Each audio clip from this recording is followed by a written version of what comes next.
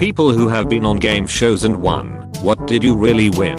And how did it help your life? My brother was on Pyramid in 77 or 78. He got a lifetime of Rice-A-Roni. It was a case of like 48 boxes every year for like 3 years. We got a letter that the show was going off air and out of the Rice-A-Roni business. Cut us right off.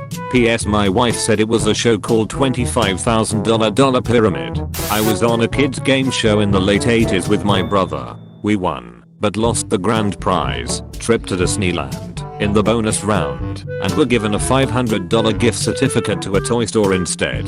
$250 each for a toy store was absolutely incredible for a couple of kids, especially in the 80s.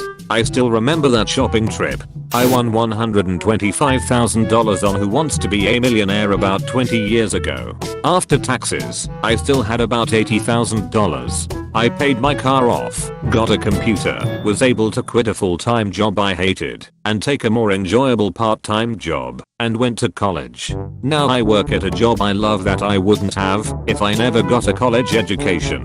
R.I.P. Regis. I won the showcase on The Price is Right. It was the spring break episode, so it was only college students. It was my senior year of college. Winning a new car and a bunch of other stuff made the last semester of college awesome. It's been 9.5 years, and I still drive a car. So I guess it's changed my life, in that I've never had car payments. My girlfriend and I were on Shop Till You Drop and won big. I still use the dishes every day. The trips. It was a long time ago.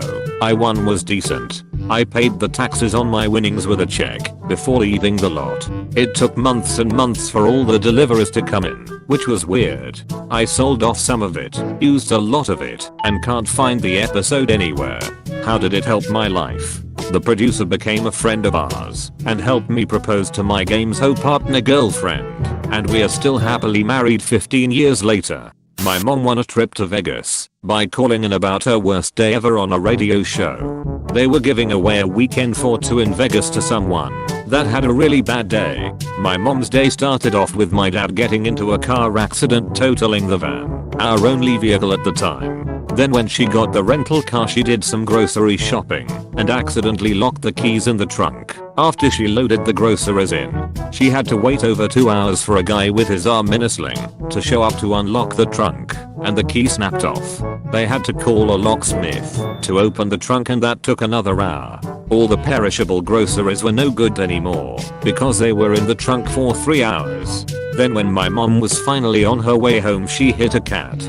She then got home and had my brothers and I help her take in what was left of the groceries. When my older brother closed the door locking all 3 of us out of the house, our neighbor had to help us break back into our house by prying open a window and helping me through so I could go unlock the door. This was back in 1991 or 1992. My parents had a wonderful vacation and 9 months later had my baby brother. I won the top prize, $500, on a quiz show called Inquisition. This was around 1999. The check arrived right before my car registration was due, which was helpful because I had just lost my job.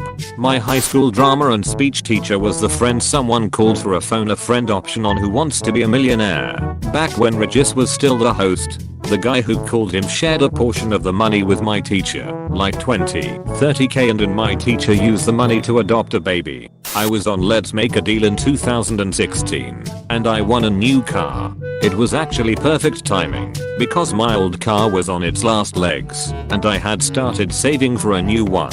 Then I won a new one and the money I had saved paid the fees and stuff. I won the car in August but didn't actually get it until November when the episode aired, but they drove it to my apartment and had me sign the deed, and it was all pretty painless. I had heard rumors throughout life about winning on gameshows costing you and things like that. I guess because I already had some money saved for fees and taxes it ended up really painless. Got a brand new car worth 16k for about 3k in fees and stuff. Totally worth it and would totally recommend it.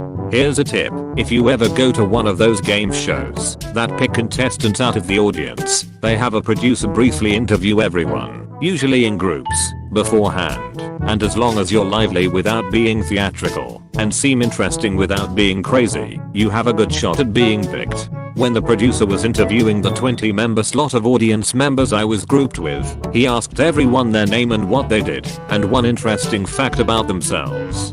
And one random guy who desperately wanted to be on TV started doing the worm there in the interview area. You could immediately see on the producer's face that though he was forcing laughter, that's definitely not what they're looking to put on TV. Loose cannons are a big no-go.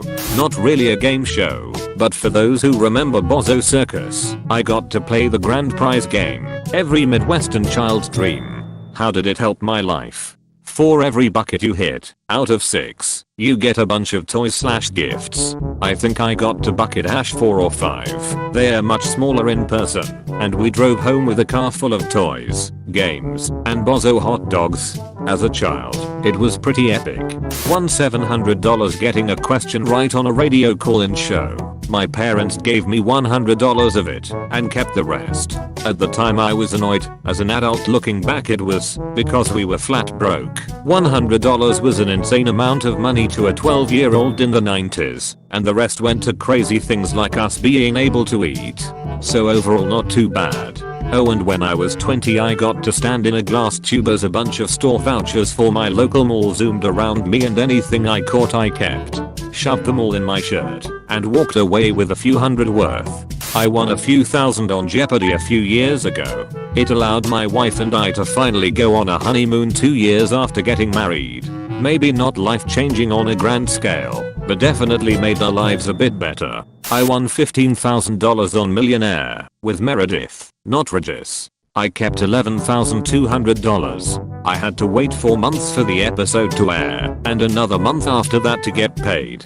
Went to England and did a few smaller travel things with it, and then used it to rack up as little debt as possible in grad school. So there's a traveling version of The Price is Right called The Price is Right Live that travels around Canada and the USA doing shows that aren't nearly as awesome as the ones on TV, but still pretty good. They came to my hometown, and I was given a ticket to it on my 23rd birthday. 1,000 plus people in the audience, and I get called down. I bid on this 6-slot machine worth $375 to get on stage. Then I went on stage and won a trip to Vegas. All the while the host, who was an overly tanned dude, possibly Todd Newton, kept telling me to show some excitement. The audience sang me happy birthday as I walked off stage, which was nice. Then I got mauled by a crowd on the way out of the building because I had a very distinctive sweater on and was recognized by pretty much everyone. Well, the trip to Vegas was really just $1,000 in Travelocity dollars, and I was given the choice of the Travelocity money or an $800 check. I took the $800, which felt really underwhelming. Oh, and I didn't even get to keep the slot machine I bid on to get on stage, which was what I really wanted. I used that money to buy a laptop. The end. Mine was technically a game show. I remember vividly as I was reading through the disclosure agreements, it was listed as such. I was on a show on CNBC Make Me a Millionaire Inventor. We were episode 1 season 1, the premiere. We had developed a mouth guard that measures the severity and frequency of sport impacts. We ended up winning $100,000 investment from the investors and everything worked out. We received the capital and deployed it effectively.